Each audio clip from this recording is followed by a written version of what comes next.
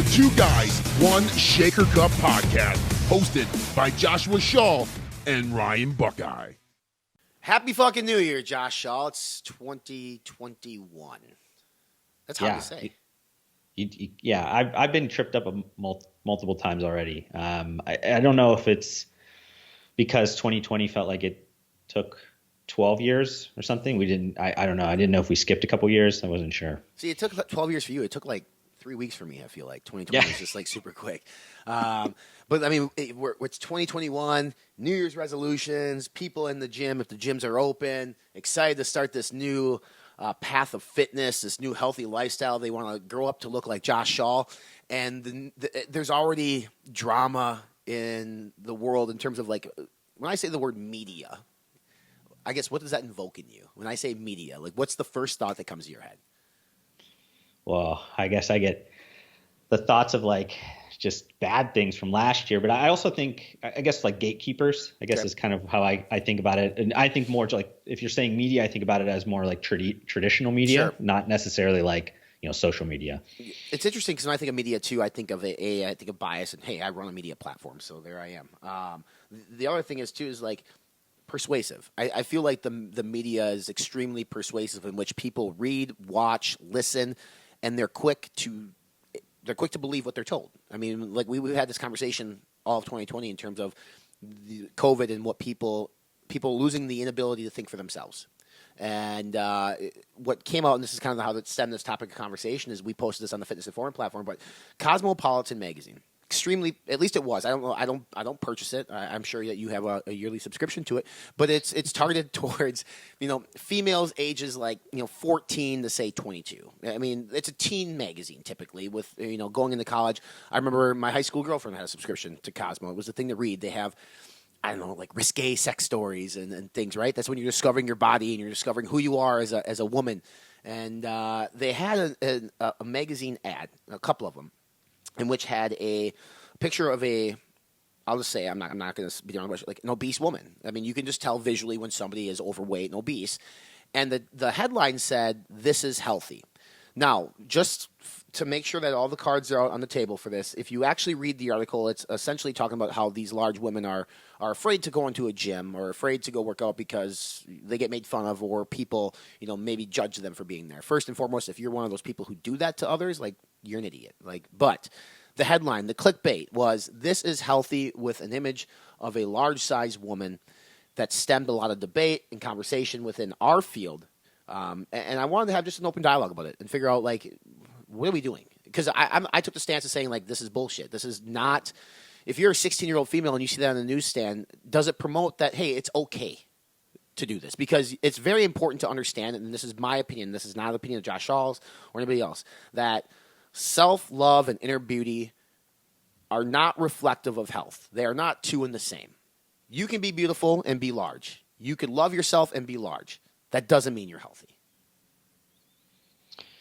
Yeah, I tend to agree with that. I mean, I think that those things are not one and the same. I think there's a lot of like misconceptions, I think, because of going back to the gatekeeper idea, where originally a lot of the ideals of what healthy was skinny, or, and that's even probably the same as somebody that's maybe obese, because somebody is, rail thin or whatever, that doesn't necessarily mean that person is healthy. And I think that the definition of healthy is very complex, right. I think. And it's hard sometimes to even look at somebody and know if that person is healthy or not. Obviously weight at the highest obese level, that's pretty objective. You can look at that and say this person is not healthy, because they have all these other higher risks of different nutrition-based or other types of things they're just dealing with, even with just like joint pains and a bunch of things like that has nothing to do with just like diseases, but just like not necessarily something that you'd want to deal with as a person. But I think that and I had to kind of get caught up on this because, when you mentioned this, I was trying to understand maybe what was going on, because I did see some people sharing it and sharing some not very nice things about the cover and all those types of things. And I looked, And I think there's 11 maybe different covers. I don't think there's a few that probably polarized people really big, and there's a lot of them that were actually like boxers or people that were maybe CrossFitters or different things like that, and they just had a bunch of different images of what healthy was supposed to be considering. And obviously you're only looking at one cover, maybe, or two covers, and maybe that's taking it out of context, because under the I'm healthy, I think it was 11 women talk about, there's no one size fits all to wellness. And I totally agree with that. I think that there's no one size fits all to wellness. I think everybody needs to take a personal approach to wellness, and each person needs to figure out what that is and what that journey is.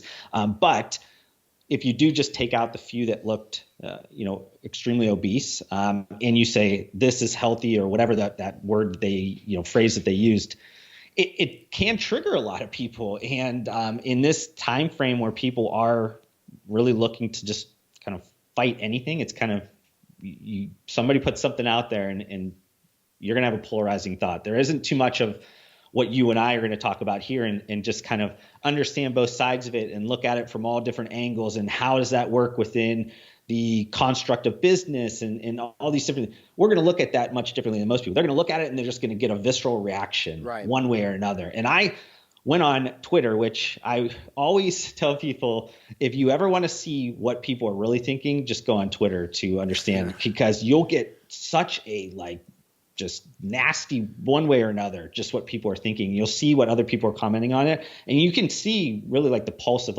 how people are feeling about different situations. And I went on there and I saw both sides. It was wow, I felt like I was back in the political arena where we were, trying to figure out who was going to be the president. You're back on the bodybuilding.com message boards, bro. Yeah, that's what I felt like. So yeah, I mean, this is definitely a hot topic. This is definitely something that, if we're spinning this back into business, I'm sure we'll get back into that.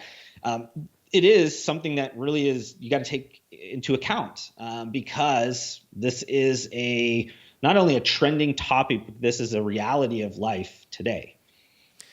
It's interesting because you mentioned all the different covers, but obviously these are the two that I honed on to, because I feel like it portrays the wrong message to the youth of America in terms of, you mentioned, obesity is objective. It's unhealthy. Visceral fat is unhealthy. The leading cause of death in America is heart disease, which is traditionally linked to obesity, diabetes, all these other things that come out of being obese, including death by COVID.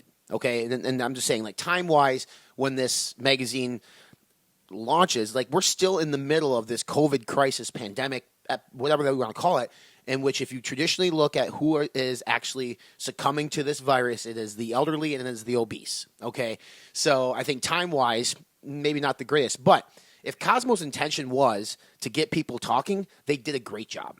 Same with, and I don't know, I wanted to maybe look, okay, well, what did Nike do with Colin Kaepernick? But they knew who their audience was, and they understood that this is going to resonate and it's going to increase sales. I don't think that Cosmo thought to themselves, this is who our audience is, but we don't live in a world in which we should be, I guess, looking at Ken dolls and Barbie dolls and being this is what health looks like. I posted an image yesterday of me on my competition prep and said that wasn't healthy. Being that lean and being that depleted, that's not healthy. But the difference that I said was I didn't go around telling people I was. I didn't go around with a headline saying this is healthy, because that would have been false. Just like I feel like the headline yesterday was false, or 5 days ago, whatever it was. But in business, I guess this is good for our community in terms of sports nutrition, because we can look at that and say, no, it's not. And then you could say these are products that can help you look healthy or be healthy. I mean, you could obviously spin it any way you want. But then I look at a brand like Dove, and we kind of talked about this before we came on here, is they've embraced this self-love, this body positivity theme. I mean, if you look at their campaigns, which I thought was one of the most brilliant marketing campaigns ever done in terms of CPG, is celebrating plus-size women, more or less saying, these women are beautiful. And our skincare products and our lotions and our soaps and things of that nature can help with that. They didn't go around saying that these are healthy. They just said that these are beautiful women, which, yes, you could agree, disagree with that. I think when it gets into a topic in which I'm passionate about, which is reducing obesity, because I think obesity is the leading cause of driving healthcare costs in our nation, amongst other things, I take offense to that, because I work so hard every day in building a platform to help educate and inform people to help make better decisions to prevent that, to prevent obesity, or at least fight against it. If you're an obese individual, you're a fat person. We can call it what it is.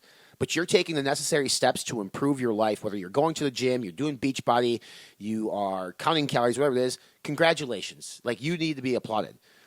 Just because you're obese or fat doesn't, I'm not trying to write you off if you're working on trying to be better, but if you're going around proclaiming to people that this is healthy, like, I feel like you're trending a line of being dangerous, especially to the youth who can just look at something like, hey, it's okay if I let myself go, or it's okay if I eat all this stuff that's not great for me, or McDonald's once a day, and look like that because they say it's okay. And that's where I have the biggest issue.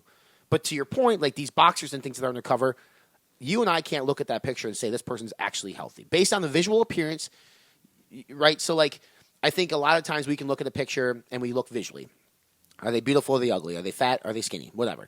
But when you look at somebody who is overweight and it's apparent, you can say with almost 100% validity that that person is probably unhealthy. There's something going on in their life, and they're either working towards being healthy or whatnot.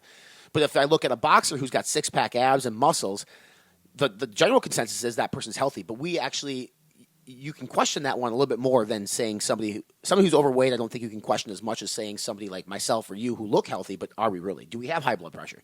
Do we have mental health issues? We don't know that, but I think, again, tied back to obesity, you kind of know with almost 100% validity that they aren't the healthiest in the world. Yeah, and I guess I was thinking about when you were mentioning some of these things around some of the conversations we've had around like fake it till you make it, like with entrepreneurship and things like that. Yeah, and that got us some flack on social media. I loved it.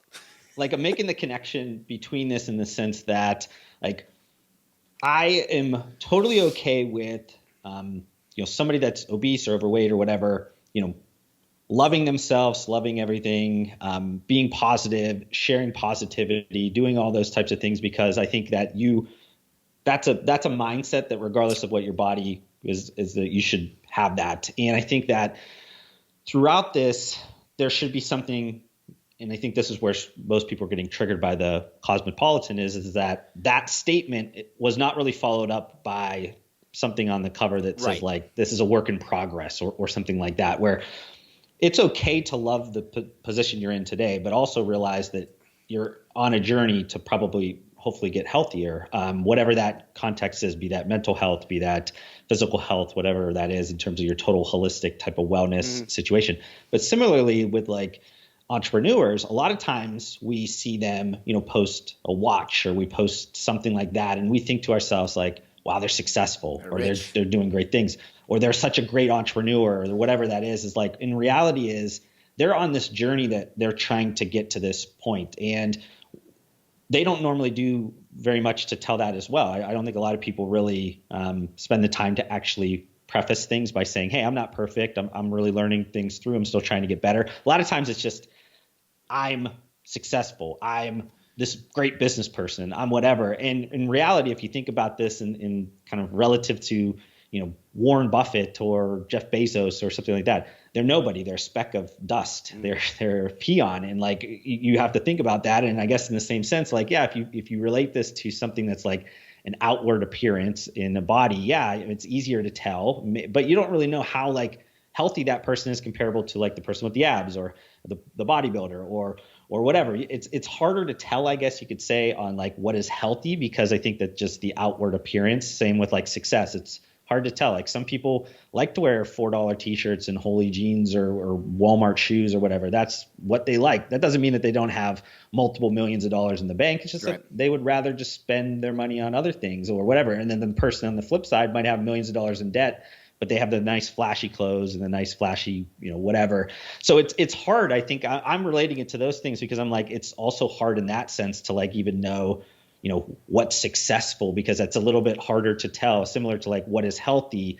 Sometimes it's harder to know what is healthy and what's not. Obviously there's the full extreme. Like if you see somebody and pluck them off the street of homelessness or something, probably they're not successful. They might be undercover or something, but odds are they're probably not. Similar to if you're somebody that's 400-pound woman, you're not going to look at her and go, she's probably healthy, but she might also be into fitness. She might be on the early parts of her journey. She might be doing all those things to get better in her life. Just right now, it's going to take some time for her maybe to wrap her head around it. Right now, she's working on her mental health over her physical health or whatever. Now, I'm not really trying to like, be the positive person of the spin on this story, because I don't agree to like go out there and tell people that you're healthy if you're, obese person or something like that. But bringing this into like the brand side of things and our space specifically of sports nutrition, there has to be something eventually that people realize is that in America, I think it's somewhere around 44 or 45% of Americans are obese. Mm-hmm. That means it's almost the majority. And that was 2017, 2018 CDC numbers. So like these things have been getting worse. So like we might be at the point where it's over 50%. So as a brand that's working on fitness and working on getting people to become healthier people or whatever the value propositions of the brand is, you have to be, I guess, realistic about your customer base. A lot of them are obese. Mm-hmm. But if you would look on a social media of any of the brands in our space, I'd say 99% of them, you're not going to see one person that's overweight really or obese or anything like that. But the reality is that there's a lot of them. And for whatever reason, we don't show the journey. We don't show any of that. Like we will be quick to show the aspirational side of the brand and, oh, this is what you will ultimately want to be. And you're going to be this bodybuilder and get all these women or men or whatever it is. And the reality is there's a lot of people on the journey of getting healthier, right, but yet we don't show a lot of that. And that honestly probably holds back a lot of brands because the brands that are the biggest brands in the world, the Herbalifes, the Weight Watchers, they show the journey. Yes, and there's a reality of where their actual customers are. They're probably more matched up to the actual customer over the aspirational customer, where most of the brands in our space of sports nutrition, they're really focused on like building up this crazy aspirational lifestyle that like very few people ever even get to. Right. And it's really kind of to the detriment of them. Like I said, don't glorify it, but show the journey of it. Yeah. And they're not even doing that part of it. I love that. That's exactly the point I wanted to get to this on this podcast is like in the traditional marketing sense of our space, we are throwing up bodybuilders and models and just, using them in advertisements. But Herbalife, who I absolutely despise because I know the shit's junk, they'll show, they'll show Brenda, 47-year-old mom with 2 children who happens to be 30 pounds overweight taking this shitty shake, but they'll show the journey and it inspires others to be like, hey, if she can do it, so can I. Why don't we do that in our space?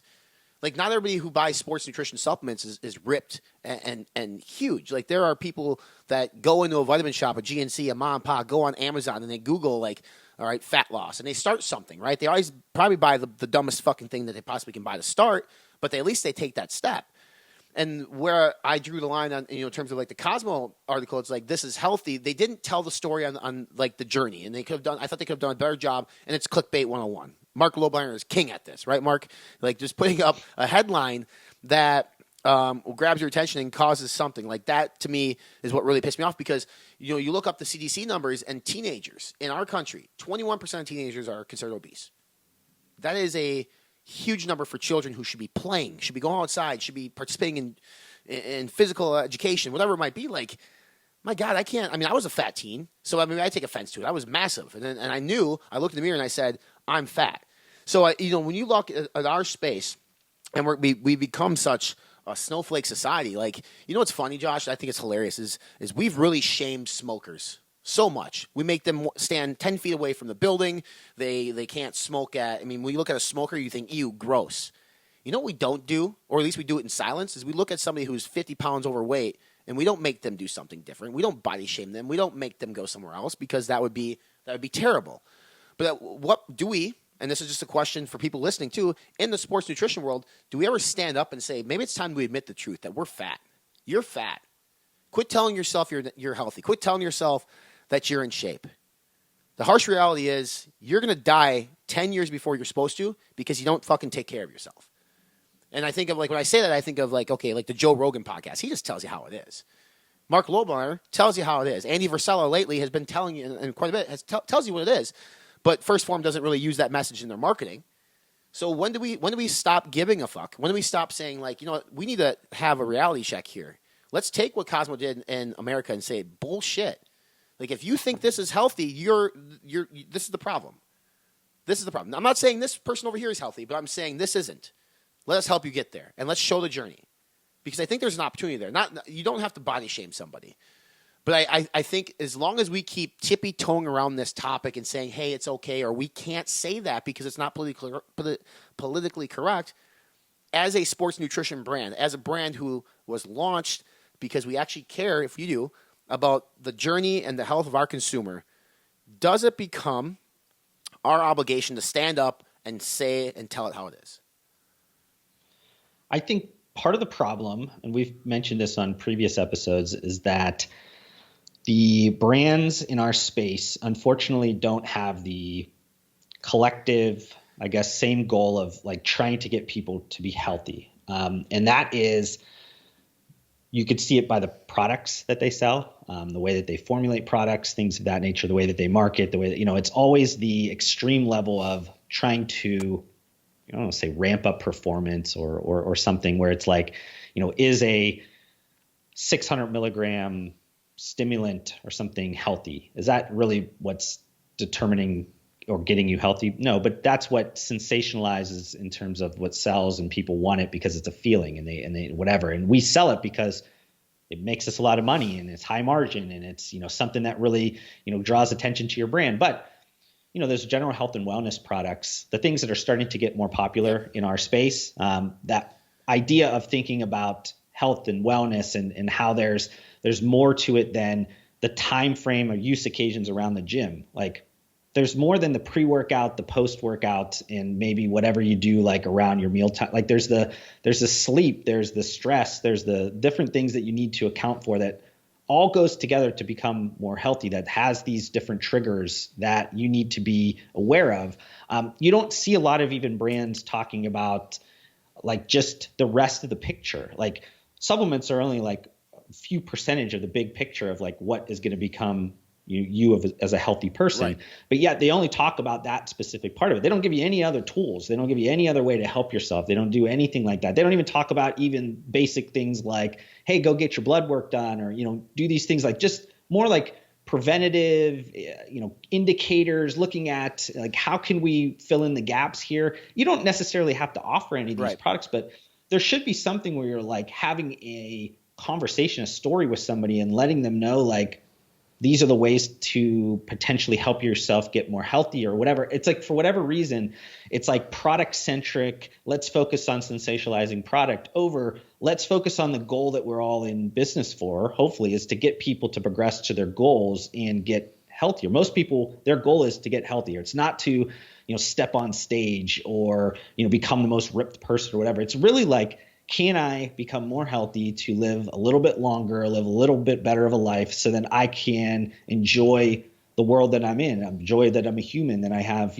kids and a wife or, whatever those types of things. You're trying to make sure that you get the most out of life there. It's not that you have these like crazy aspirational goals that you want to step on stage or you want to complete these marathons or you want to do all these things. Those are very few and far between what people want to do. Most people are just literally, they just want to just get incrementally a little bit more healthy. And for whatever reason, our space has lost any context of that. It's all to the extreme level of things. And I think that that's a mistake. And I think that's what holds back tons of brands because they don't take a good look backwards into and take a few steps back and say, what is the landscape of what I'm dealing with right now? Right. They don't. They're still stuck in their little silo, their little echo chamber, and they don't realize that there's some bigger things that are happening. And I think bringing this into like a brand that's kind of ancillary to the space, but I think a lot of fitness people really pay attention to is like Gymshark. Mm-hmm. And when they started to be more inclusive in terms of like the way that they show the bodies of the people wearing the clothes and all that stuff, it triggered a lot of people. They got really upset because they're like, what the heck is this? This is not the image that we want. But Gymshark understood that the reality is most people that are wearing our clothes do not look like these models that we've been showing for the last few years. We need to show a better picture of the actual customers, our persona, our profiles of our customers.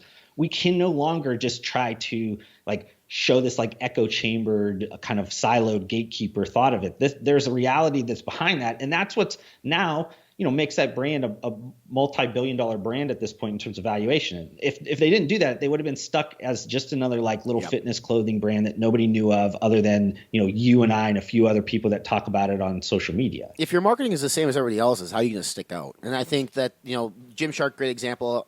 Ghost, we've talked about them. Like they use their dudes the guys are, I mean, they're in shape, but they're not like bulky muscle, huge. Alani Nu, somebody that we talk about here quite a bit, they are so successful because they actually, I'm not going to venture as far as saying that they show the journey, but they're one of the most relatable brands to the average everyday person. You know, I mean, Katie Hearn and her husband, like, they're great on social, like Instagram, if you follow those guys. You know, very family oriented, which is great. But in their marketing, and I never see bodybuilders. I never see like fitness competitors. You're not seeing, you know, obese people by any means, but you're seeing people that, like me and you, normal people. Maybe I'm not normal, but I mean, like, most people are like, oh, okay. It's a softer approach to a reality is that supplements aren't just for freaks. I mean, they can be utilized by a lot of people. So I'm not saying that they took a page out of Herbalife or Beachbody or whatever, but I think that they have a much better understanding than many of these companies. And I spend a lot of time talking about all these other companies that are doing cool things with their labels and things of that nature. But in reality, like, when do we show the story and when do we show the journey? I think, and that's the takeaway that I want to leave people with on this podcast is, like, maybe it's time that let's not accept obesity as healthy. I think that's first and foremost. I think that's what we all need to do. Let's not promote that image of obesity as healthy. But if we can embrace, like, hey, if 50% of America is overweight, then maybe we need to start showing 50% of these people in our ads and show the journey. Like, if that's a huge buying audience, and you know that when people are overweight, they look in the mirror, they don't want to be overweight. You can't. I mean, you give me 100 people in the world who are overweight, and you ask them all, "Do you enjoy being overweight?" I guarantee you're going to get every answer is going to be no. And if they say they enjoy being overweight, they're lying to you because nobody enjoys being overweight. Everybody wants to look good. So, I mean, if you are able to say, like, maybe we don't need to be hardcore bodybuilding anymore. Maybe we could create a brand or be a brand that's for the people, by the people. Sounds cliche and weird, but I mean, honestly, can we do that? And I'm not, again, it exists. It's out there. I don't spend enough time talking about them, but maybe I should spend some more time talking about the Alani Nu's of the world because they're impressive beyond means. I mean, you know, Alani Nu's numbers better than most people, or at least what they've done. I mean, they quite frankly could be brand of the year. I mean, they do extremely well in what they do because they have a softer approach to marketing. So when you go in, I mean, have you, you know, as we wrap up this show, Josh, and you being a consultant and you going and talking to brands about their business strategy, and maybe you touch on some marketing, you talk on positioning, does that conversation ever come up about showing the journey, maybe using different imagery, photography, whatever it might be, and change the perception of what you are to the public? Yeah, I would say this is pretty long in terms of how I've been, and this is probably the last 5+ years. I've been very adamant that brands show the reality of what's the market. Most of them look at me and they go, I'm not going to do that because they're scared for whatever reason. They've kind of got caught up into what the industry tells them that they need to do.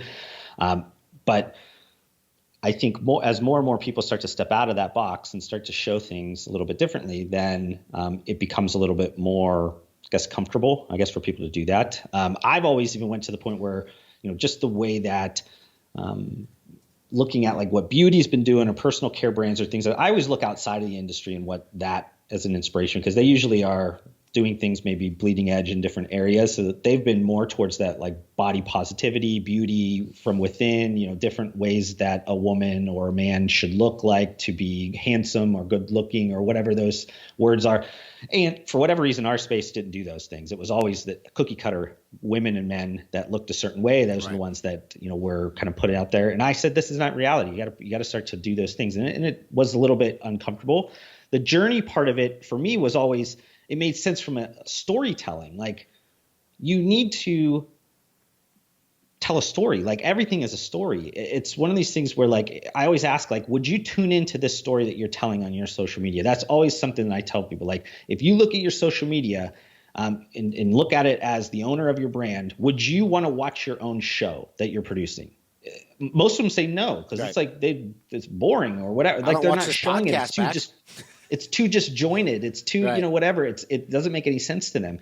So you have to, like, I've been trying to relate things to people over the last couple of years in ways that make them kind of like take a step back and go, and it's made a lot more sense to people. And now that you're seeing a lot more of that out there, that they're not only showing more journey or showing more inclusivity or showing these things, because you just have to take more of the actual, like, customer base, the actual reality of things. And I want to make sure that, I guess I mentioned, because you said about, when do we put our foot down and say this is, and I think that is fine for people to do. And I think that there are certain personalities that will continue to do that because that's what they're going to stick to. And that's fine. And I have no problem with that, because anybody's opinion, that's theirs. And I appreciate it. But I think it does, at this point, at least limit the potential of whatever you're doing. And you'll see that you mentioned this, a few people that maybe have a personal opinion. The opinion in their brand is much different because they know that we can't really show the same extreme as in our personal life, right? Because there is such a limit that it creates. Because if we're looking at 50% of the customer base is obese, and then I don't even know what the percentage is of like just overweight. What is that? That's like you're just basically telling like 75% of the market that they are shit. And you're like, I don't want any piece of you. I don't want any part of you in my brand. If you're not perfect, I don't want a piece of you. I don't want your business. I don't want your money. And as an entrepreneur, that just baffles me. I just confuses the hell out of me, because I'm like, how do you turn on such a large part of the market unless you are like going full force into like this total niche, hardcore bodybuilder, whatever. And we've talked about this on so many different episodes that like those brands every single day become less relevant, become less important, become less viable in the market, because less and less people are that image, because they can see other things. They can see the rest of the market. They know that there's other people like them, and there's a lot more people that look like them than look like the people that they're showing on social media. So overall, I think that this is something that is a good conversation. I think it's something that's been going on for a while. People should have been woken up to this a while. I think that the Cosmo article, as we've kind of mentioned it's only telling half the story. We appreciate, and at least I appreciate, the idea of like, though not the one size fits all. We have to really show all these different journeys, but to say I'm healthy, it's too much of an extreme when you're on that spectrum. I think you have to really preface that with also like, yeah, I'm getting healthier, or I'm in the process of getting healthy. I don't know how to like state that the right way, but it just seems like the most polarizing part of that is that people are seeing somebody that's 150 pounds overweight, and they're going, that's not healthy, XYZ, all these different medical things, blah, blah, blah, blah, blah. And I think most people agree, but I think there's more to this story than what most people are commenting on, I guess. Yeah. I'll end it with this, because Josh made a point. This is the takeaway, Josh. Tell me if I'm wrong. It's better to be loud about the 70% being shit than to be quiet. And what I mean by that is, by just ignoring them, to Josh's point, you're essentially saying like, you're shit, you don't deserve our money, versus approaching them, marketing to them, including them. You're speaking to them and you're letting them know like, you are unhealthy, maybe in a softer way, but you're going to be better served by being vocal or loud about it than you are by being silent about it, because you'll become more of an all-inclusive brand that promotes those individuals who aren't the perfect image of health to come into your world, to pursue and go on the journey with you to become become healthy, become that version of health that you want to be. Because I don't believe there's a single version of health on America that exists that includes obesity. It just doesn't. And that includes the world. So if you're a brand, if you're somebody in the space, love to hear your feedback. It doesn't necessarily have to be directly correlated or on that magazine article, but takeaways from this. Like, were there points in this podcast that Josh or I made that you could maybe inject into your own world? In a week, maybe we'll see a campaign with a bunch of the Dove women out there from Glaxon or Ghost or something like that, and say, hey, somebody heard us, Josh. Most likely, we're not going to see that. But we're trying here, people. Hit that subscribe button on your podcast platform, iTunes, Spotify. Watching via YouTube, help us out. Write us a review. It helps out the algorithm. Like our social media pages, 2 Guys, 1 Shaker Cup. We're on all the platforms, at Josh Shaw Consulting or J Shaw Consulting, Fitness Informant. Josh Shaw has got a brand new website as well, if you guys have not seen that yet. It's very pretty, and I know you're proud about it. So until next time, Josh Shaw, stay healthy, my friend.